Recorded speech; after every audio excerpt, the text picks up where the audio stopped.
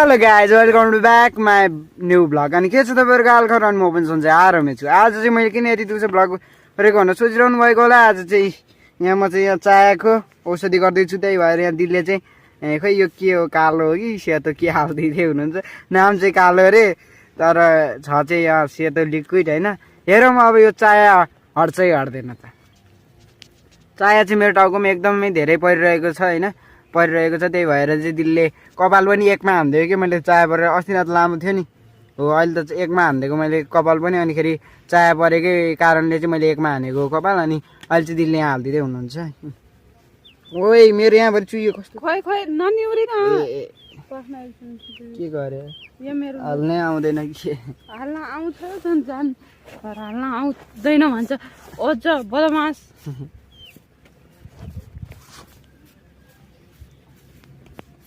ओइ झरो ए न्युरिया खाइन भने अलिअलि परिहाल्छ नि भने के गर्छ त। न्युरिया खाएँ म चाहिँ यहाँ दिदीलाई धर्काएर बसिरहेको छु। दिदीले चाहिँ मलाई धर्काइरहनु भयो। अलिअलि त परिहाल्छ नि हाल्दाखेरि जाने भन्छ।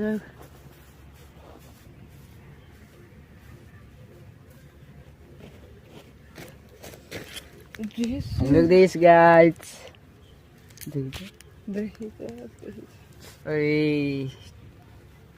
मेरो हातै कालो बनाउँछु म। कालो हुन्छ र कालो छैन होला है मेरो टाउको केही भन्थ्यो त। ए यो खोल्न पनि बेकार लाग्यो यो खोले आए राम्रो हुन्थ्यो है। जसरी नै अहिले खोल्नु परिहाल्छ बेकार नै लाग्यो है। अहिले कसरी खोल्नु सिट खोल्नु